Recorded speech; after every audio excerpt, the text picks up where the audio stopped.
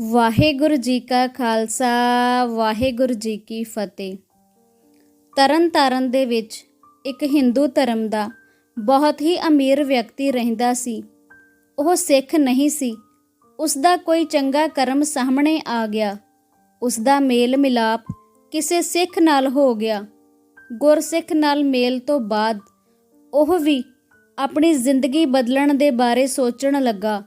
ਉਸ ਦੇ ਮਨ ਵਿੱਚ ਵਿਚਾਰ ਆਇਆ ਕਿ ਕਿਉਂ ਨਾ ਮੈਂ ਗੁਰਮੁਖੀ ਸਿੱਖ ਲਵਾਂ। ਉਸਨੇ ਗੁਰਸਿੱਖ ਨੂੰ ਸਵਾਲ ਕੀਤਾ ਕਿ ਮੈਂ ਵੀ ਕਿਸ ਢੰਗ ਨਾਲ ਪੜ੍ਹਾਂ ਕਿ ਮੇਰੀ ਮਹਾਨਤਾ ਵੱਧ ਜਾਵੇ। ਉਸ ਗੁਰਮੁਖ ਪਿਆਰੇ ਨੇ ਦੱਸਿਆ ਕਿ ਇਸ ਤਰ੍ਹਾਂ ਤੂੰ ਬਾਣੀ ਪੜ੍ਹਿਆ ਕਰ, ਆਸਣ ਵਿੱਚ ਬੈਠਿਆ ਕਰ, ਵਿੱਚ ਕੋਈ ਵੀ ਗੱਲਬਾਤ ਨਹੀਂ ਕਰਨੀ। ਉਹ ਅਮੀਰ ਵਿਅਕਤੀ ਗੁਰਮੁਖ ਦੇ ਨਾਲ ਬਾਣੀ ਦਾ ਅਥਾਹ ਪ੍ਰੇਮ ਹੋ ਗਿਆ। ਉਸਨੇ ਰੋਜ਼ ਦਾ ਨਾਮ ਬਣਾ ਲਿਆ ਕਿ ਉਹ ਇੱਕ ਚੌਂਕੜੇ ਵਿੱਚ ਬੈਠ ਕੇ ਆਸਣ ਲਗਾ ਕੇ ਨਿਮਰਤਾ ਸਾਹਿਤ ਇੱਕ ਚਿੱਤ ਹੋ ਕੇ ਸੁਖਮਨੀ ਸਾਹਿਬ ਦਾ ਪਾਠ ਕਰਨ ਲੱਗ ਪਿਆ ਤੇ ਪਾਠ ਕਰਦਿਆਂ ਕਿਸੇ ਨਾਲ ਵੀ ਕੋਈ ਗੱਲਬਾਤ ਨਾ ਕਰਦਾ। ਉਸਨੂੰ ਕਈ ਸਾਲ ਬੀਤ ਗਏ ਸਨ ਇਸੇ ਤਰ੍ਹਾਂ ਕਰਦਿਆਂ। ਇਸ ਹਿੰਦੂ ਦਾ ਇੱਕ ਬ੍ਰਾਹਮਣ ਰਸੋਈਆ ਸੀ। ਇੱਕ ਦਿਨ ਉਸ ਰਸੋਈਏ ਨੂੰ ਬਹੁਤ ਹੀ ਤੇਜ਼ ਬੁਖਾਰ ਹੋ ਗਿਆ ਸੀ। ਉਸ ਦੀ ਸਿਹਤ ਬਹੁਤ ਹੀ ਵਿਗੜ ਗਈ ਸੀ ਤੇ ਫਿਰ ਜਦ ਸਵੇਰੇ ਅੰਮ੍ਰਿਤ ਵੇਲੇ ਇਹ ਹਿੰਦੂ ਪਾਠ ਕਰਨ ਲੱਗਾ ਤਾਂ ਉਸਨੇ ਰਸੋਈਏ ਨੂੰ ਕਿਹਾ ਕਿ ਤੂੰ ਆਰਾਮ ਕਰ ਤੇ ਜੇਕਰ ਤੈਨੂੰ ਕਿਸੇ ਵੀ ਚੀਜ਼ ਦੀ ਜ਼ਰੂਰਤ ਹੈ, ਪਾਣੀ ਦੀ, ਦਵਾਈ ਦੀ, ਮੈਨੂੰ ਹੁਣੇ ਹੀ ਦੱਸ ਦੇ, ਕਿਉਂਕਿ ਮੈਂ ਪਾਠ ਕਰਨ ਲੱਗਾ ਹਾਂ ਤੇ ਉਸ ਸਮੇਂ ਮੈਂ ਬੋਲ ਨਹੀਂ ਸਕਦਾ। ਉਹ ਬ੍ਰਾਹਮਣ ਰਸੋਈਆ ਕਹਿਣ ਲੱਗਾ ਕਿ ਤੁਸੀਂ ਪਾਠ ਕਰੋ, ਮੈਨੂੰ ਕਿਸੇ ਵੀ ਚੀਜ਼ ਦੀ ਜ਼ਰੂਰਤ ਨਹੀਂ ਹੈ। ਉਹ ਹਿੰਦੂ ਜਦ ਪਾਠ ਕਰਨ ਬੈਠ ਗਿਆ ਤੇ ਫਿਰ ਜਦ ਪਾਠ ਅਜੇ 16ਵੀਂ ਹੀ ਅਸ਼ਟਪਦੀ ਤੇ ਪਹੁੰਚਿਆ ਸੀ, ਬ੍ਰਾਹਮਣ ਦੇ ਤਾਂ ਮੰਜੇ ਤੇ ਹੀ ਪ੍ਰਾਣ ਨਿਕਲ ਗਏ। ਇੱਥੇ ਹੁਣ ਤੁਸੀਂ ਧਿਆਨ ਰੱਖਣਾ ਹੈ ਕਿ ਸੁਖਮਨੀ ਸਾਹਿਬ ਵਿੱਚ ਵੀ ਹੈ ਭੀ ਅਤੇ ਜਪਜੀ ਸਾਹਿਬ ਵਿੱਚ ਵੀ ਹੈ ਭੀ ਆਉਂਦਾ ਹੈ। ਇਹਨਾਂ ਵਿੱਚ ਫਰਕ ਕੀ ਹੈ?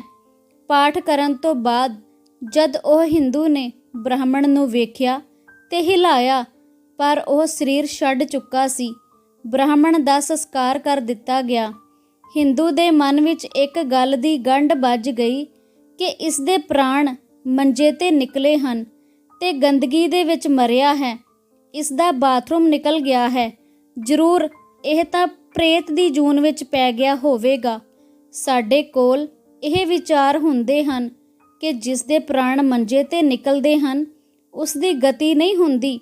ਕਈ ਲੋਕ ਤਾਂ ਇੱਥੋਂ ਤੱਕ ਵੀ ਕਰਦੇ ਹਨ ਕਿ ਜੇਕਰ ਪਤਾ ਲੱਗ ਜਾਵੇ ਕਿ ਇਹ ਬੰਦਾ ਹੁਣ ਠੀਕ ਨਹੀਂ ਹੈ, ਇਸ ਦੇ ਬਚਣ ਦੀ ਵੀ ਕੋਈ ਉਮੀਦ ਨਜ਼ਰ ਨਹੀਂ ਆ ਰਹੀ, ਤਾਂ ਉਸਨੂੰ ਮੰਜੇ ਤੋਂ ਹੇਠਾਂ ਲਾਹ ਦਿੰਦੇ ਹਨ।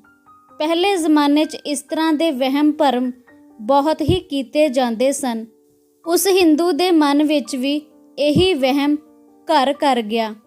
ਉਸ ਬ੍ਰਾਹਮਣ ਦੀ ਗਤੀ ਨਹੀਂ ਹੋਵੇਗੀ ਤੇ ਉਹ ਹੁਣ ਇੱਥੇ ਹੀ ਭੂਤ ਬਣ ਕੇ ਤੁਰਿਆ ਫਿਰਦਾ ਰਹੇਗਾ। ਕਹਿੰਦੇ ਹਨ ਕਿ ਬ੍ਰਾਹਮਣ ਦਾ ਸੰਸਕਾਰ ਕਰਕੇ ਰਾਤ ਸੌਣ ਤੋਂ ਪਹਿਲਾਂ ਹਿੰਦੂ ਨੇ ਸੁਖਮਨੀ ਸਾਹਿਬ ਦਾ ਪਾਠ ਕੀਤਾ ਤੇ ਅਰਦਾਸ ਕੀਤੀ ਕਿ ਹੇ ਸੱਚੇ ਪਾਤਸ਼ਾਹ, ਮੇਰੇ ਰਸੋਈਏ ਦਾ ਕੀ ਬਣਿਆ ਹੋਵੇਗਾ? ਕਿ ਉਸ ਦੀ ਆਤਮਾ ਵੀ ਭਟਕ ਹੀ ਰਹੀ ਹੋਵੇਗੀ। ਮੈਨੂੰ ਇਸ ਗੱਲ ਦੀ ਬਹੁਤ ਚਿੰਤਾ ਲੱਗ ਗਈ ਹੈ। ਤੇ ਉਹ ਹਿੰਦੂ ਜਦ ਅਰਦਾਸ ਕਰਕੇ ਸੁੱਤਾ, ਫਿਰ ਸੁਪਨੇ ਵਿੱਚ ਨਿਰੰਕਾਰ ਨੇ ਉਸ ਦਾ ਡਰ ਖਤਮ ਕਰ ਦਿੱਤਾ। ਰਸੋਈਏ ਦੀ ਆਤਮਾ ਹਿੰਦੂ ਦੇ ਸੁਪਨੇ ਵਿੱਚ ਉਸ ਦਾ ਭਰਮ ਕੱਢਣ ਦੇ ਲਈ ਆਈ ਤੇ ਕਹਿਣ ਲੱਗੀ, ਤੁਹਾਡਾ ਭਰਮ ਕੱਢਣ ਲਈ ਮੈਨੂੰ ਨਿਰੰਕਾਰ ਨੇ ਭੇਜਿਆ ਹੈ। ਤੁਸੀਂ ਜਦ ਸੁਖਮਨੀ ਸਾਹਿਬ ਦੀ ਬਾਣੀ ਪੜ੍ਹ ਰਹੇ ਸੀ, ਮੈਂ ਭਾਵੇਂ ਲੇਟਿਆ ਸਾਂ, ਠੀਕ ਨਹੀਂ ਸਾਂ, ਪਰ ਫਿਰ ਵੀ ਸੁਣ ਰਿਹਾ ਸੀ। ਉਸ ਦਾ ਸਦਕਾ ਮੈਨੂੰ ਤਾਂ ਸੱਚਖੰਡ ਵਿੱਚ ਜਗ੍ਹਾ ਮਿਲ ਗਈ ਹੈ। ਜਦੋਂ ਮੇਰੇ ਪ੍ਰਾਣ ਨਿਕਲੇ ਸਨ, ਉਸ ਵੇਲੇ ਤੁਸੀਂ ਸੁਖਮਨੀ ਸਾਹਿਬ ਦਾ ਪਾਠ ਕਰ ਰਹੇ ਸੀ। ਮੇਰੇ ਕੰਨਾਂ ਵਿੱਚ ਇਸ ਪਵਿੱਤਰ ਬਾਣੀ ਦੀਆਂ ਪੰਕਤੀਆਂ ਪੈਣ ਨਾਲ ਮੈਨੂੰ ਤਾਂ ਨਿਰੰਕਾਰ ਨੇ ਸਰਵ ਉੱਚ ਪਦਵੀ ਬਖਸ਼ੀ ਹੈ। ਇਸ ਬਾਣੀ ਦਾ ਸਦਕਾ ਮੇਰਾ ਤਾਂ ਜਨਮ ਮਰਨ ਦਾ ਗੇੜ ਹੀ ਖਤਮ ਹੋ ਗਿਆ ਹੈ। ਇਸ ਸੁਪਨੇ ਦੀ ਗੱਲ ਸੁਣ ਕੇ ਕਈਆਂ ਦੇ ਮਨ ਵਿੱਚ ਸ਼ੰਕਾ ਆ ਗਈ ਹੋਵੇਗੀ ਕਿ ਸੁਪਨਾ ਹੀ ਆਇਆ ਸੀ, ਕੀ ਪਤਾ ਪਾਰ ਉਤਾਰਾ ਹੋਇਆ ਵੀ ਹੈ ਜਾਂ ਨਹੀਂ। ਗੁਰੂ ਇਤਿਹਾਸ ਵਿੱਚ ਇਸ ਤਰ੍ਹਾਂ ਦੀਆਂ ਕਈ ਮਿਸਾਲਾਂ ਮਿਲਦੀਆਂ ਹਨ, ਜਿਨ੍ਹਾਂ ਤੋਂ ਪਤਾ ਲੱਗਦਾ ਹੈ ਕਿ ਨਿਰੰਕਾਰ ਸੁਪਨਿਆਂ ਰਾਹੀਂ ਹੀ ਕਈ ਕਾਜ ਸਵਾਰ ਦਿੰਦੇ ਹਨ, ਜਿਸ ਨੂੰ ਗੁਰੂ ਗੋਬਿੰਦ ਸਿੰਘ ਜੀ ਨੇ ਆਪਣਾ ਸੇਵਾਦਾਰ ਕਹਿ ਕੇ 6 ਮਹੀਨੇ ਲਈ ਕਮਰੇ ਵਿੱਚ ਬੰਦ ਕਰਵਾ ਦਿੱਤਾ ਸੀ, ਕਿਉਂਕਿ ਉਸ ਦਾ ਕਹਿਣਾ ਸੀ ਕਿ ਮੈਂ ਹੀ ਘਰ ਦੀ ਰੋਟੀ ਚਲਾਉਂਦਾ ਹਾਂ, ਮੈਂ ਨਾ ਹੋਵਾਂ ਤਾਂ ਮੇਰੇ ਘਰ ਦੇ ਭੁੱਖੇ ਮਰ ਜਾਣ, ਮੇਰੇ ਘਰ ਦਾ ਗੁਜ਼ਾਰਾ ਨਹੀਂ ਹੋ ਸਕਦਾ ਮੇਰੇ ਤੋਂ ਬਿਨਾਂ। ਗੁਰੂ ਜੀ ਨੇ ਉਸ ਨੂੰ ਸੋਝੀ ਦੇਣੀ ਚਾਹੀ ਕਿ ਤੇਰੇ ਬਿਨਾਂ ਵੀ ਸਭ ਕੁਝ ਹੋ ਸਕਦਾ ਹੈ, ਕਿਉਂਕਿ ਸਭ ਨੂੰ ਦੇਣ ਵਾਲਾ ਤਾਂ ਨਿਰੰਕਾਰ ਹੈ, ਤੇ ਆਪਣੇ ਸੇਵਾਦਾਰਾਂ ਨੂੰ ਹੁਕਮ ਦਿੱਤਾ ਕਿ ਇਸ ਨੂੰ ਕਮਰੇ ਦੇ ਅੰਦਰ 6 ਮਹੀਨੇ ਲਈ ਬੰਦ ਕਰ ਦਿਓ, ਇਸ ਨੂੰ ਬਿਲਕੁਲ ਵੀ ਤੁਸੀਂ ਬਾਹਰ ਨਹੀਂ ਆਉਣ ਦੇਣਾ। ਗੁਰੂ ਗੋਬਿੰਦ ਸਿੰਘ ਜੀ ਨੇ ਹਜ਼ੂਰ ਸਾਹਿਬ ਦੇ ਇੱਕ ਪੁਜਾਰੀ ਨੂੰ ਸੁਪਨੇ ਵਿੱਚ ਆ ਕੇ ਹੁਕਮ ਕੀਤਾ ਕਿ ਗੋਦਾਵਰੀ ਦੇ ਕੰਢੇ ਸਾਡਾ ਸਿੱਖ ਮਸਤੂਆਣਾ ਬੈਠਾ ਹੈ, ਜਾ ਕੇ ਉਸ ਨੂੰ ਪ੍ਰਸ਼ਾਦਾ ਛਕਾ ਕੇ ਆਓ। ਇਸੇ ਹੀ ਤਰ੍ਹਾਂ ਹਿੰਦੂ ਨੂੰ ਉਸ ਦੇ ਰਸੋਈਏ ਨੇ ਸੁਪਨੇ ਵਿੱਚ ਆ ਕੇ ਕਿਹਾ ਕਿ ਮੇਰਾ ਪਾਰ ਉਤਾਰਾ ਹੋ ਗਿਆ ਹੈ, ਮੇਰਾ ਜਨਮ ਮਰਨ ਦਾ ਗੇੜ ਕੱਟਿਆ ਗਿਆ ਹੈ। ਜੇਕਰ ਇਸ ਤਰ੍ਹਾਂ ਨਾ ਹੁੰਦਾ ਤਾਂ ਸੁਪਨਾ ਵੀ ਨਹੀਂ ਸੀ ਆਉਣਾ, ਉਹ ਉਂਝ ਹੀ ਕਿਸੇ ਜੂਨ ਵਿੱਚ ਭਟਕਦਾ ਹੋਣਾ ਸੀ। ਜਿਵੇਂ ਕਿ ਚੌਧਰੀ ਸ਼ਮੀਰ ਦੀ ਗੱਲ ਕਰੀਏ, ਉਸਨੇ ਗੁਰੂ ਗੋਬਿੰਦ ਸਿੰਘ ਜੀ ਦੀ ਉਸ ਸਮੇਂ ਬਹੁਤ ਹੀ ਸੇਵਾ ਕੀਤੀ ਸੀ ਜਦੋਂ ਮੁਗਲਾਂ ਦਾ ਰਾਜ ਸੀ। ਗੁਰੂ ਦੀ ਸੇਵਾ ਕਰਨ ਕਰਕੇ ਉਸ ਮਗਰ ਸਰਕਾਰ ਲੱਗ ਗਈ ਸੀ, ਤੇ ਉਸ ਸਮੇਂ ਉਸਨੇ ਗੁਰੂ ਜੀ ਨੂੰ ਬੇਨਤੀ ਕੀਤੀ ਕਿ ਗੁਰੂ ਜੀ ਤੁਸੀਂ ਮੇਰੀ 84 ਕੱਟ ਦਿਓ। ਗੁਰੂ ਸਾਹਿਬ ਨੇ ਕਿਹਾ ਕਿ ਤੂੰ ਕੱਲ੍ਹ ਆਈ। ਅਗਲੇ ਦਿਨ ਫਿਰ ਆਇਆ ਤੇ ਕਹਿਣ ਲੱਗਾ ਕਿ ਗੁਰੂ ਜੀ ਮੇਰੀ 84 ਕੱਟ ਦਿਓ। ਗੁਰੂ ਜੀ ਕਹਿਣ ਲੱਗੇ ਕਿ ਤੇਰਾ ਕੰਮ ਤਾਂ ਮੈਂ ਰਾਤੀ ਹੀ ਕਰ ਦਿੱਤਾ ਸੀ। ਗੁਰੂ ਜੀ ਨੇ ਕਿਹਾ ਕਿ ਤੂੰ ਸਾਨੂੰ ਦੱਸ ਕਿ ਅੱਜ ਤੇਰੀ ਰਾਤ ਕਿਵੇਂ ਬੀਤੀ ਹੈ। ਤੇ ਉਹ ਕਹਿਣ ਲੱਗਾ ਕਿ ਮੈਂ ਰਾਤੀ ਸੁਪਨੇ ਵੇਖੇ ਸਨ। 2 ਸੁਪਨੇ ਮੈਨੂੰ ਆਏ ਸੀ ਜੋ ਕਿ ਬਹੁਤ ਹੀ ਭੈੜੇ ਸੀ, ਜਿਨ੍ਹਾਂ ਵਿੱਚ ਮੈਂ ਬਹੁਤ ਹੀ ਭੈੜੀਆਂ ਜੂਨਾਂ ਵਿੱਚ ਵਿਚਰਦਾ ਰਿਹਾ ਹਾਂ। ਗੁਰੂ ਜੀ ਨੇ ਕਿਹਾ ਤੂੰ ਸਾਡੀ ਸੇਵਾ ਇੰਨੇ ਖਤਰੇ ਦੇ ਸਮੇਂ ਵੀ ਕੀਤੀ ਹੈ, ਸਾਨੂੰ ਦੁੱਧ ਲਿਆ ਕੇ ਛਕਾਉਂਦਾ ਰਿਹਾ ਹੈ। ਅਸੀਂ ਤੇਰੇ ਤੇ ਪ੍ਰਸੰਨ ਹਾਂ। ਜਿੰਨੀਆਂ ਵੀ ਜੂਨਾਂ ਤੂੰ ਸੁਪਨੇ ਵਿੱਚ ਵੇਖੀਆਂ ਹਨ, ਇਹ ਤਾਂ ਸਰੀਰ ਕਰਕੇ ਤੂੰ ਭੋਗ ਚੁੱਕਾ ਹੈ, ਤੇ ਉਹ ਸਾਰੀਆਂ ਹੀ ਜੂਨਾਂ ਸਤਿਗੁਰੂ ਨੇ ਤੇਰੀਆਂ 2 ਹੀ ਸੁਪਨਿਆਂ ਵਿੱਚ ਕੱਟ ਦਿੱਤੀਆਂ ਹਨ।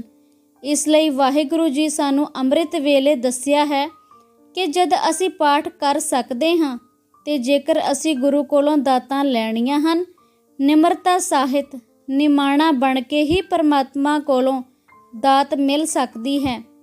ਕਦੇ ਵੀ ਆਪਣੇ ਅੰਦਰ ਹੰਕਾਰ ਨਾ ਕਰੋ ਕਿ ਮੈਂ ਗੁਰਦੁਆਰੇ ਜਾਂਦਾ ਹਾਂ, ਮੈਂ ਪਾਠ ਕਰਦਾ ਹਾਂ, ਇਸ ਨਾਲ ਜਪੇ ਹੋਏ ਨਾਮ ਦਾ ਫਲ ਵੀ ਤੁਹਾਨੂੰ ਪ੍ਰਾਪਤ ਨਹੀਂ ਹੋਵੇਗਾ। ਤੁਸੀਂ ਆਪਣੀ ਜ਼ਿੰਦਗੀ ਵਿੱਚ ਹੀ ਜਨਮ ਮਰਨ ਦੇ ਗੇੜ ਵਿੱਚ ਪਏ ਰਹਿ ਜਾਵੋਗੇ। ਕਈ ਵਾਰ ਇਸ ਤਰ੍ਹਾਂ ਹੁੰਦਾ ਹੈ ਕਿ ਜਦ ਅਸੀਂ ਪਾਠ ਕਰਨ ਲਈ ਬੈਠਦੇ ਹਾਂ ਤਾਂ ਉਸ ਸਮੇਂ ਹੀ ਸਾਨੂੰ ਆਪਣੇ ਨਾਲ ਹੁੰਦੇ ਹੋਏ ਸਾਰੇ ਕੰਮ ਨਜ਼ਰ ਆਉਂਦੇ ਹਨ, ਚੇਤੇ ਆਉਂਦੇ ਹਨ ਕਿ ਮੈਂ ਅਜੇ ਆਹ ਕਰਨਾ ਸੀ, ਮੈਂ ਉਹ ਕਰਨਾ ਸੀ। ਫਿਰ ਗੁਰੂ ਕੋਲੋਂ ਬਖਸ਼ਿਸ਼ ਮੰਗੋ ਕਿ ਵਾਹਿਗੁਰੂ ਜੀ ਸਾਨੂੰ ਅਕਲ ਦਿਓ, ਕਿਉਂਕਿ ਅਸੀਂ ਪਾਠ ਸਿਰਫ ਪੜ੍ਹਨਾ ਨਹੀਂ ਹੈ ਬਲਕਿ ਆਪਣੇ ਗੁਰੂ ਨਾਲ ਗੱਲਾਂ ਵੀ ਕਰਨੀਆਂ ਹਨ। ਕਿਉਂਕਿ ਜਦ ਤੈਨੂੰ ਪਰਮਾਤਮਾ ਨਾਲ ਗੱਲ ਕਰਨੀ ਆ ਗਈ, ਉਸ ਵੇਲੇ ਇਹ ਨਹੀਂ ਕਹੇਗਾ ਕਿ ਮੈਨੂੰ ਤਾਂ ਰੁਝੇਵੇਂ ਬੜੇ ਨੇ, ਮੇਰੇ ਕੋਲ ਅੱਜ ਪਾਠ ਨਹੀਂ ਹੋਣਾ। ਇੱਕ ਸਾਧ ਸਨ, ਉਹ 105 ਸਾਲ ਦੇ ਸਨ, ਤੇ ਉਹ ਸਾਰਿਆਂ ਨੂੰ ਇੱਕੋ ਗੱਲ ਹੀ ਆਖਦੇ ਸਨ ਕਿ ਮਾਇਆ ਬੜੀ ਨਾਗਣੀ ਹੈ, ਉਹ ਬਿਨਾਂ ਦੰਦਾਂ ਤੋਂ ਹੀ ਖਾ ਲੈਂਦੀ ਹੈ। ਉਹ ਸਭ ਨੂੰ ਇੱਕੋ ਹੀ ਗੱਲ ਕਹੀ ਜਾਂਦੇ ਸਨ। ਤੇ ਇੱਕ ਸਿੱਖ ਨੇ ਕਿਹਾ ਕਿ ਬਾਬਾ ਜੀ, ਜੇਕਰ ਤੁਹਾਡੇ ਵਰਗੇ ਮਹਾਂਪੁਰਸ਼ਾਂ ਦੀ ਸੰਗਤ ਹੋ ਜਾਵੇ ਤੇ ਨਾਲ ਗੁਰੂ ਨਾਨਕ ਦਾ ਥਾਪੜਾ ਮਿਲ ਜਾਵੇ, ਫਿਰ ਬੰਦਾ ਕਦੇ ਭਟਕ ਨਹੀਂ ਸਕਦਾ। ਜਿੰਨੀ ਮਰਜ਼ੀ ਉਸ ਦੇ ਸਾਹਮਣੇ ਮਾਇਆ ਰੱਖੀ ਹੋਵੇ, ਉਸ ਨਾਲ ਉਸ ਨੂੰ ਕੋਈ ਫਰਕ ਨਹੀਂ ਪੈਂਦਾ। ਇਸ ਲਈ ਸਾਧ ਸੰਗਤ ਜੀ, ਸਾਨੂੰ ਗੁਰੂ ਜੀ ਨੇ ਪਾਠ ਦੇ ਰਾਹੀਂ ਵਹਿਮਾਂ ਭਰਮਾਂ ਤੋਂ ਕੱਢਿਆ ਹੈ, ਜੂਨਾਂ ਦੇ ਗੇੜ ਵਿੱਚੋਂ ਕੱਢਣਾ ਚਾਹਿਆ ਹੈ। ਇਹ ਹੁਣ ਸਾਡੇ ਹੀ ਹੱਥ ਵੱਸ ਹੈ ਕਿ ਅਸੀਂ ਜਨਮ ਮਰਨ ਦੇ ਗੇੜ ਵਿੱਚ ਜਾਣਾ ਹੈ ਜਾਂ ਬਚਣਾ ਹੈ। ਵਾਹਿਗੁਰੂ ਜੀ ਕਾ ਖਾਲਸਾ, ਵਾਹਿਗੁਰੂ ਜੀ ਕੀ ਫਤਿਹ।